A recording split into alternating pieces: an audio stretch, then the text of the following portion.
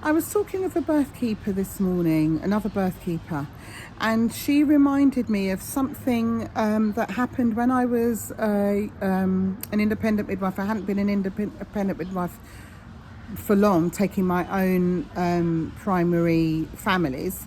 I was looking after a family of first-time birthers, so he was quite nervous.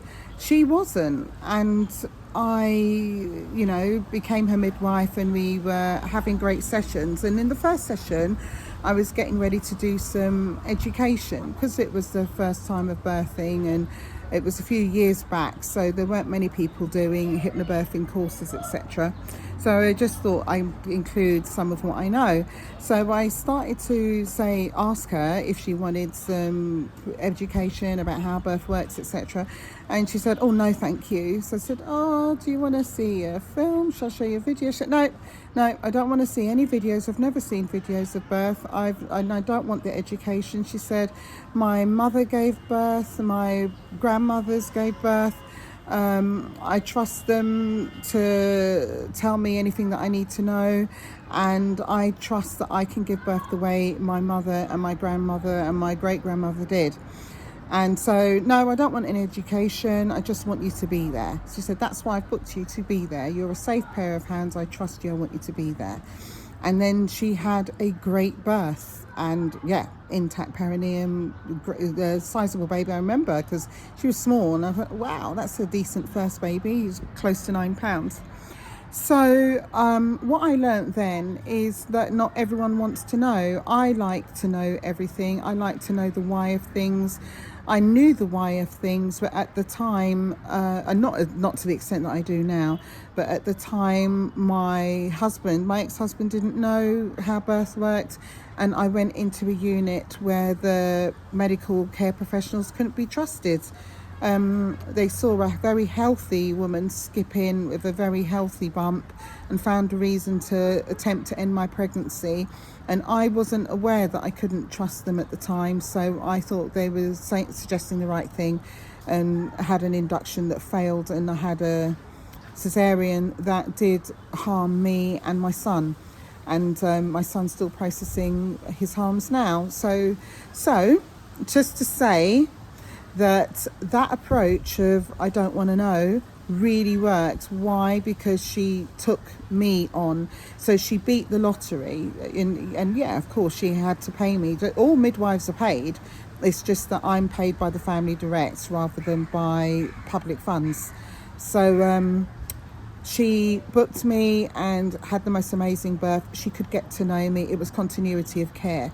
Now, continuity of care is available from the NHS. It really is. So find out in your area if you're thinking about a home birth, and I would really seriously consider that, because the evidence shows, and people keep saying for low risk women, but as we know, if you break a nail, happen to be a pound over BMI 30 and everything else, that's all called high risk. So when people say that, independent midwives are looking after everyone. We don't risk people out. We just meet them where they're at, and if we need to do extra preparation for, say, if it's a woman that's having twins or breech, we prepare and we stay up to date with our skills, and we don't allow ourselves to be de-skilled. So the whole low risk, high risk argument isn't anything. It's irrelevant, because you're now high risk if you turn 40 or turn 35 on your due date and all this nonsense. So anyway, what I'm saying is that if you've got a continuity of care model up and running in your area, and you can guarantee that you'll be looked after by a certain midwife or 2 midwives, then you're beating the lottery. But if you've quizzed them, checked what they know, because just because someone's got the title of midwife doesn't mean that they understand how to support physiological birth. So check what they know, quiz them. But to be able to do that, you need to know stuff. So that's why I harp on all the time about knowledge being power, and that you need to reclaim it, because you do. You cannot trust that, I've got a midwife, I'm being at home, it's all fine. No, you need to know who's coming into your home. And if you're leaving your home to have your children and you can't guarantee who's looking after you, you are in the lottery. And you've got to hope that the person on the day is, competent, rested and supported to be able to give you what you need. And if not, make sure that your partner with you on the day, whether it's your romantic partner, your husband, or someone that you've chosen like a doula, or somebody who understands physiological birth, if that's what you are wanting, make sure that they are up to speed, that their voice, even if their voice trembles, that they will raise their voice on your behalf. Be aware then that if they're construed as being violent, security may decide that they need to leave. So we've got all those variables, which is why I'm kind of going on about really consider giving birth at home.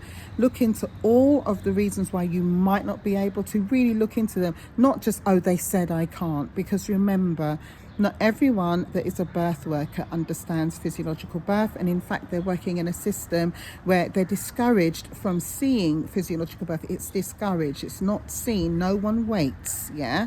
So just saying that if you're entering the system to play the lottery, then you need to know what you're doing. So I'm going to have a hypnobirthing parents course up soon. I'm trained in KG hypnobirthing and I train in KG hypnobirthing. It is absolutely the best. It's a 12-hour course. It doesn't play.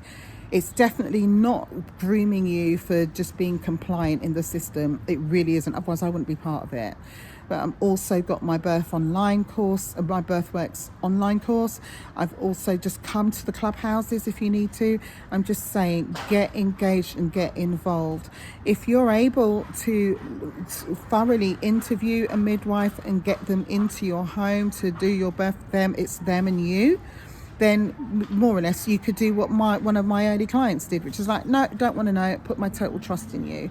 But it's just that you can't do that with every midwife, sadly. And it's not that they intentionally de-skill, it's just to survive in the system we have at the moment, industrialized birthing. They can't practice the skills like breech birth and twins, etc., because the system discourages physiological birth for most people for some reason.